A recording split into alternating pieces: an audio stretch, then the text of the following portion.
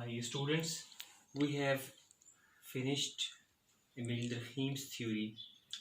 We discussed his concept of uh, collective conscience, his concept of social facts, collective conscience, his theory of suicide, his concept of social solidarity, mechanical solidarity and organic solidarity. Today we are starting Stanford Parsons. He actually introduced structural functionalism in American sociology, and his name is associated with structural functionalism.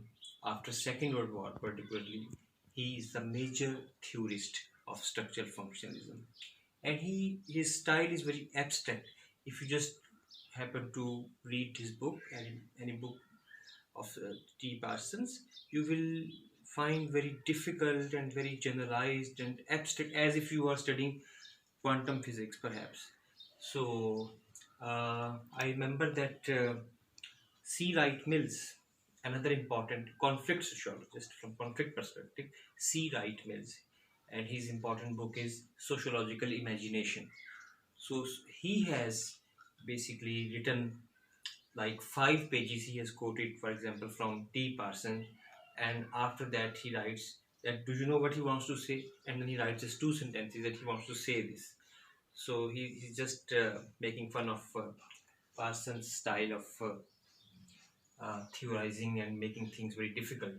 And you will also know this when you will learn the terminology of T. Parsons, particularly about his functional prerequisites. We will discuss maybe in the next lecture. Today we will discuss the general theory about society by T. Parsons. The basic question which T. Parsons raises is, what can explain social order? This is a perennial question, a question which is always there, a perennial question of sociology. Why is there any social order? What holds society together? So this question has been answered by different political and social theories, and T. Parsons has specifically chosen Hobbes'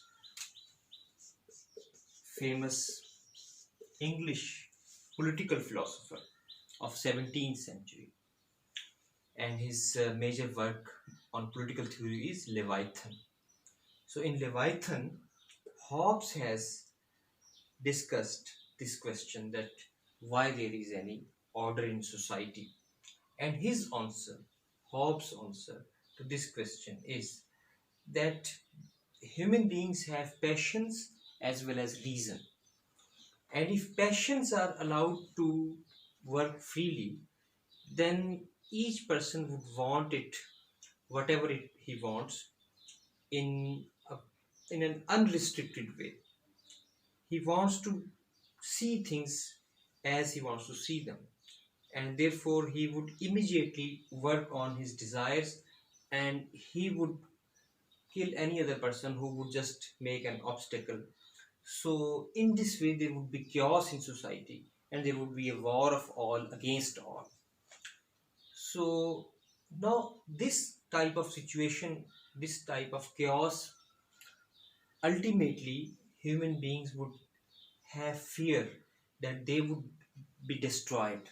And out of their fear of destruction of the whole humanity, they would again sit together and they would make a contract, and they would choose some person or some agency which can administer the justice, which can administer and ensure that things are done in a proper way, and so that we can gratify our passions, although uh, within a confined way or in a restricted way, but each one would be able to at least uh, gratify some of his passions. So this would create an order.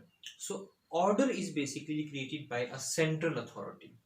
Otherwise, if things are left on their own, there would be chaos. So he then justifies the state or a central authority a must for the creation of social order. So this is the explanation of Hobbes. T. Parsons differ from Hobbes here. He says that it is not just fear of consequences which can ultimately lead uh, to the creation of social order. There are certain moral commitments in society which are basically responsible for creation of order. People share those commitments. We call them values. We say that this thing is right. So this thing which is right, you think this is right, I think this is right, he thinks this is right. It is proper, it is decent, it should be done. So if we all share values, so then we will do things in a proper way. So only fear of consequences cannot hold us.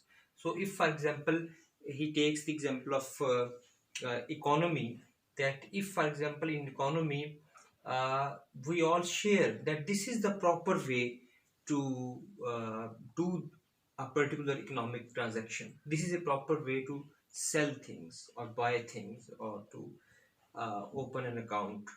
So shared values,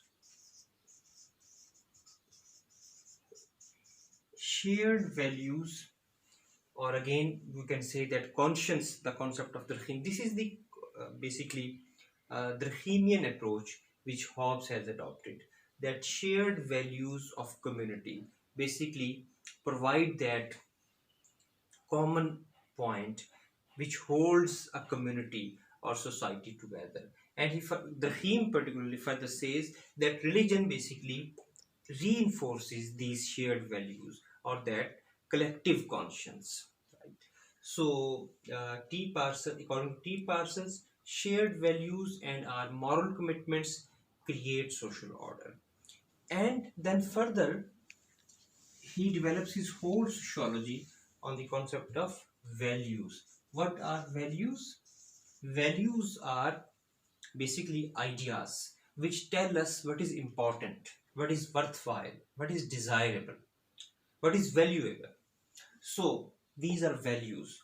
Values then inform our goals. We derive goals of our life through our values. If a person wants to appear in competitive exam, or he wants to do MBA and then he start his business, these, for example, goals of his life are being driven from the values of that community, which, for example, emphasize material possessions, or, for example, authority is desirable in that community. So values, through values we derive goals, and then this whole set of values and goals create, we can say practically, we create different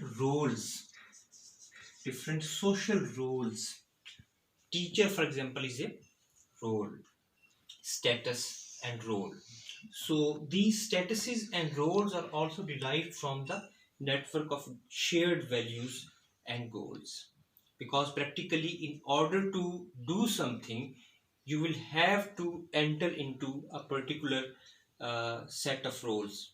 And these different roles basically then create what we call social institution. So we can see that shared values create the whole structure. From values we derive goals, and from this set of values and goals, for example, if we talk about, for example, education. So the education is an institution in which there are different roles, but the whole structure of education is defined by underlying values. So that's why education system of each society can have different priorities. In some societies, one kind of a subject or one kind of education is more popular than others.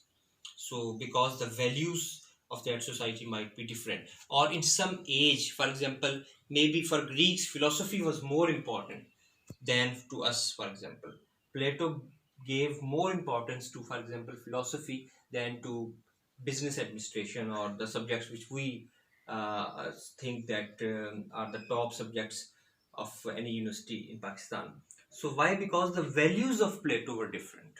So values basically are the nucleus of a community or society, and through that we will have social institutions, and similarly norms, set of norms are expected behavior. So they are also practical expression of values. We can say that if, for example, there is a value of hospitality in society, that value of hospitality would be expressed in the norms.